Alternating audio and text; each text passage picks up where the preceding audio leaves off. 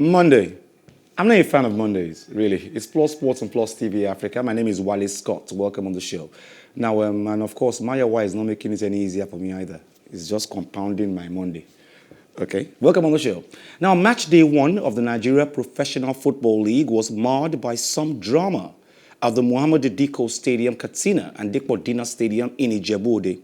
In Katsina, Enugu Rangers players and officials were held hostage by home fans following their 2-1 against host Katsina United. After the final whistle, the irate fans reportedly threw stones at Rangers players and officials and blocked the stadium gates, insisting the visitors would not leave the stadium. Confirming the incident, Rangers media officer Norbert Okolie said it took the timely intervention of security personnel before they could leave the stadium after being held hostage for about 30 minutes. At the Dikpo Dina Stadium in Ijebu-Ode, visiting Wiki tourists allegedly refused to honor their matchday one clash against Sunshine. The Elephants of Bauchi arrived Ijebu-Ode on Saturday, the adopted home of Sunshine, but reportedly didn't show up for the game on Sunday. Sayo Oguntoye, welcome on the show. Beautiful morning to you, Wale. Sayo, this is really sad. We're talking about trying to build our league. We said Genoro did not call our players, and he's been vindicated now. Katsina United fans took Rangers players, practically took them hostage. A particular team in the league did not even come for their match at all, whatever their complaint might be. When will we get there? Security at the Stadias. Wale, this is very, very sad, I must tell you. You see, just last week, I think we had a discussion on why Nigerian coaches do not, get to feature in AFCON competitions and other competitions like that. Yeah. This is just part of the reason. I mean, how do you hold an opposing team hostage and nothing is done about it? I mean, we keep saying this thing over and over again and no changes as a made so far. I think we are not getting there. We're not even close in getting there at the moment, because if you look at Africa or West Africa to be precise now, Nigeria is not even having the best of leagues, so to say. That is just in a region of the continent. How about in the whole continent of itself? I think Nigeria has a long way to go. The must-win mentality for the home fans should be disencouraged. I don't support mediocrity in football at all. Now, Shaya, what can we do? Because Nigerians want to watch our league matches. Nigerians want to go to the stadiums across Nigeria to watch these matches. But one of their major problems is security. Yes, security. What can we do? Wale, I think heavy sanctions should be imposed on clubs that have been found wanting. Now, this is the duty of the clubs now to educate their supporters, their fans, that please do not put us in trouble. If you do this to us, this is the sanction that's going to be imposed on us. It must be heavy, so that whenever the teams are found wanting, maybe they should even be demoted into the lower league. Maybe then they can be able to put their acts together. I think the club administrators need to do a lot regarding this education. Okay, Shayo. Now, if you are watching this program right now, you know me very well on my shows. I don't like the word Nigerian factor. I'm not a violent person, but I can get violence if you use the word Nigerian factor. Every time something bad is done, you say it's a Nigerian thing. It's the Nigerian factor. Okay, let me impress you this morning. There's not only Nigeria, there's a Nigerian factor. Now, the French Ligue Championnat last 64 game between Paris FC and Olympique Lyonnais was abandoned following crowd trouble. A stadium announcer said as violence continued to hit French football, supporters appeared to be fighting each other, and some of them went into the Charlie T Stadium's pitch and threw flares at halftime, with the game tied at 1-1.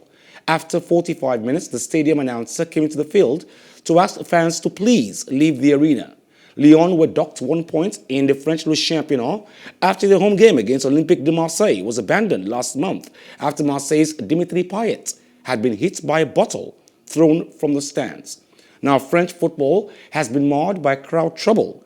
this season, prompting the government to announce on Thursday that games will be abandoned if a player or a referee is injured by a projectile thrown from the stands.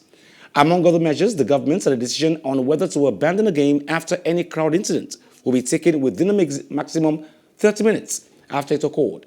There has also been crowd trouble in Montpellier, Angers, Marseille, and Saint-Etienne. Now, Sayo, it's not just in Nigeria. That's why I don't like the word Nigerian factor.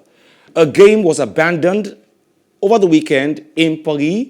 And of course, there has been crowd trouble in Montpellier, in Angers, in Marseille. So it's not only a Nigerian thing. I know football is an emotional thing. But I think security should be beefed up more around the stadiums across the world now. Yeah, you're right. It's not just a Nigerian thing.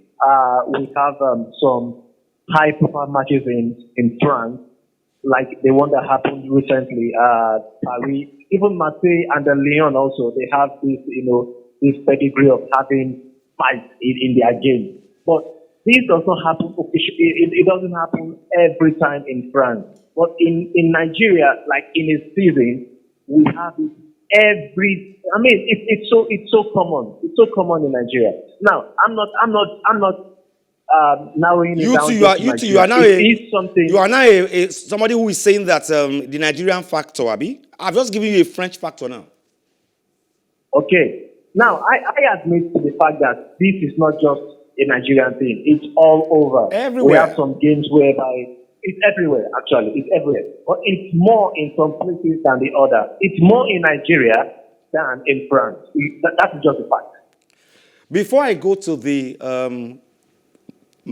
results of matches in the English Premier League, I don't know if Mayowa is going to help me show Antonio Conte, saying he played Liverpool and that they are the best club, one of the best clubs in the world, not only in Europe.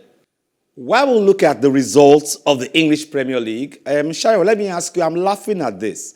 Conte is not even happy that he got a 2-2 draw against almighty Liverpool. He's saying Liverpool was lucky.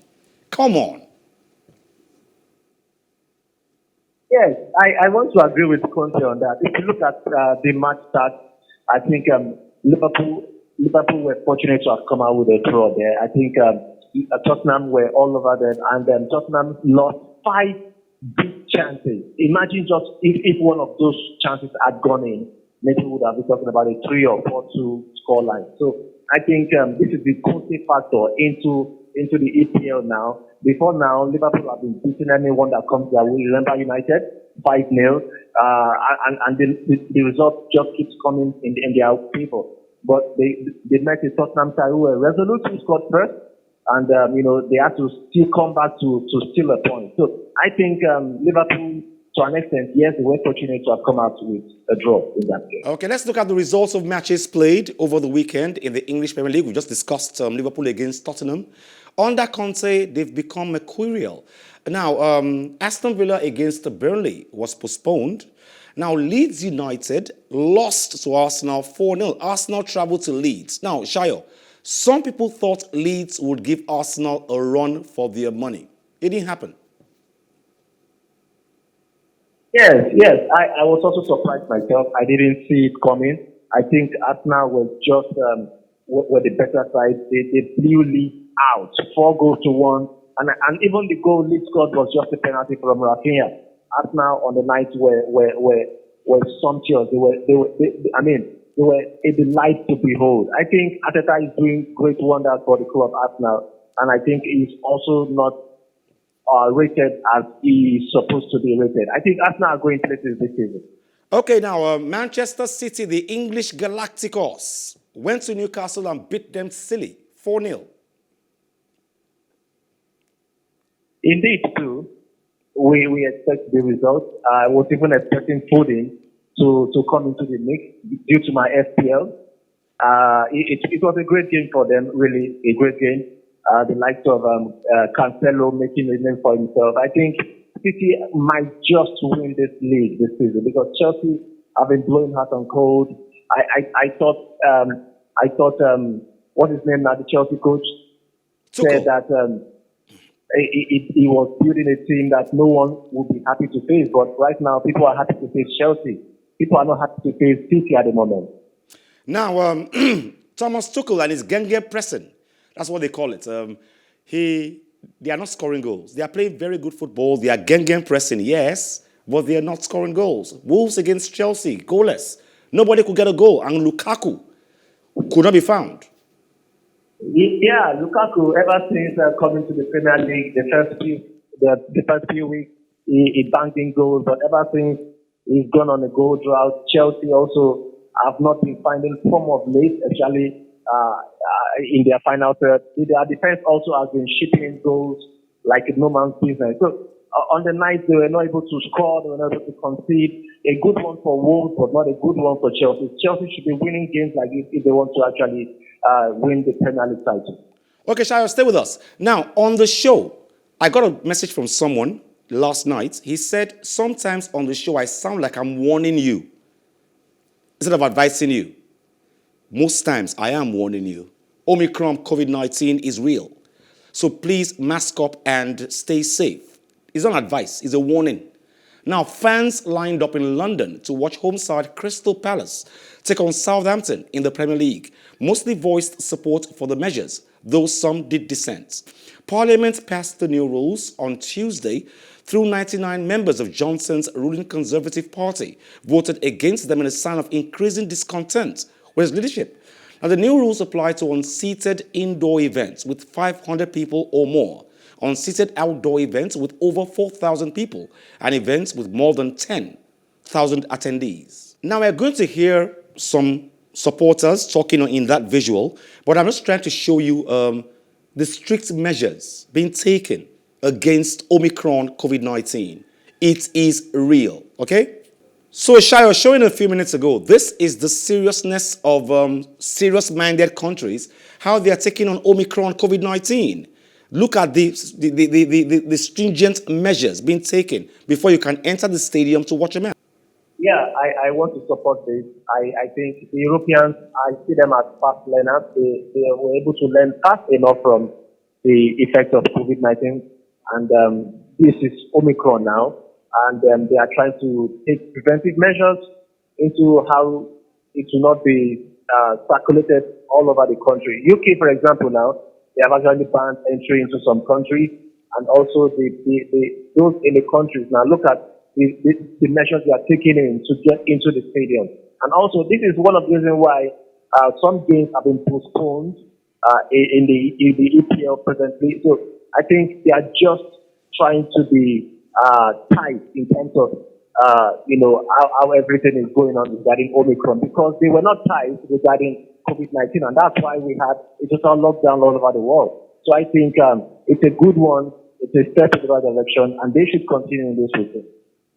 Now, another record broken. Bayern Munich's Thomas Muller celebrated his 400th Bundesliga appearance with a goal and an assist as the champions crushed VfL Wolfsburg 4-0. Now, to go into the winter break with a 9-point lead at the top of the standings. Now, top scorer Robert Lewandowski also broke the record for most league goals in a calendar year, 3 minutes from the end, volleying in his 43rd for 2021 to better Gerd Muller's 42-goal run from 1972. Now, Shayo, in the German Bundesliga, Thomas Muller broke his record, scored a goal on his 400th appearance, and Robert Lewandowski beat Gerd Muller's 1972 record of most goals scored in a calendar year. Who can stop Lewandowski? Certainly, nobody can stop Robert Lewandowski from scoring goals at the moment. Maybe the only people that can stop him is FIFA for the Ballon d'Or. That is only what can stop him. But in terms of goal scoring, nothing. No one can actually stop him. And I want to say this: one of the most boring leagues in Europe is the Bundesliga. They should even change the name from Bundesliga to Bayern Munich League, because if you look at the gulf of class between Bayern Munich and the rest of the chasing lot, it's massive. It's massive. You mentioned earlier how Thomas Muller, who recorded 400 league appearances. It's amazing. And also Lewandowski breaking a record of Gerd Muller, a legend himself. I mean, I just don't know what to say. Sometimes describing Lewandowski's prowess in front of goal. He's amazing. He's one of the best strikers in football history, and it can only go from strength to strength. Now, Mukail is not here today, but he's a big Andy Murray fan. And I wish he was here so I could make a whole lot of fun out of him today, but he's not here. Now, Rublev, world number 5, Andy Rublev outclassed Andy Murray 6-4, 7-6-2 in the World Tennis Championship exhibition event final in Abu Dhabi.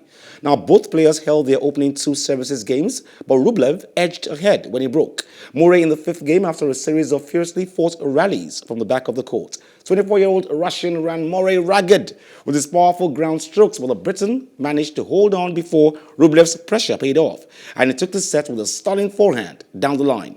34-year-old Murray, a former world number 1 and 3-time Grand Slam champion, got off to a power start in the second set when he lost serve in the first game before fighting back to force a tiebreaker, which Rublev dominated to clinch the victory. Now, Sayo, I have consistently told Mukail and most of my Andy Murray fans that for me, he's a fluke. But most people say he's not. Now, he's 100, from being number 1, he's 100 and something now. He was beaten last night by 5th seed Andrei Rublev. And is this man not a fluke? Is Murray not a fluke? Really? You see, I don't know what to say about Andy Murray, really, because the funniest thing about this is he actually defeated Rafael Nadal before this game. So what does it compete you to defeat Rafael Nadal and now lose to Andrei Rublev? I mean, it doesn't make any sense, because he even lost on 2 straight sets, 6-4, 7-6. I mean, he's not here or there. He's not a top-notch, for me anyway, the way I see it, he's not a top-notch tennis player. Like we can bank on Stefanos Tsitsipas, Rafael Nadal, Novak Djokovic, or Roger Federer. He's not in their class here. He's not there. And just like the British hype, I think that hype dropped into that extent, and he's not really there. He doesn't fit into that class. Now he's coming down. I want to thank you very much for joining us today, Sayo. Thank you very much for joining us. Always a pleasure. Before I go on the show today, this is funny, really. This guy used to be a YouTuber, what we call online journalists in America. Then he became a boxer. His name is Jake Paul. And he extended his perfect record after sending Tyron Woodley face first into the canvas with a vicious knockout. Now, I'll leave you with this. I'll let you guys watch what this guy did to the other guy. This for my YouTuber. This guy used to be a YouTuber. He should have been a boxer from day one. I will show you what he did to him and how his face looked like after that game. Join us same time tomorrow, Plus Sports on Plus TV Africa. My name is Wally Scott. Like I always advise you at the end of every show, if not for anything, at least for your heart, do some sports.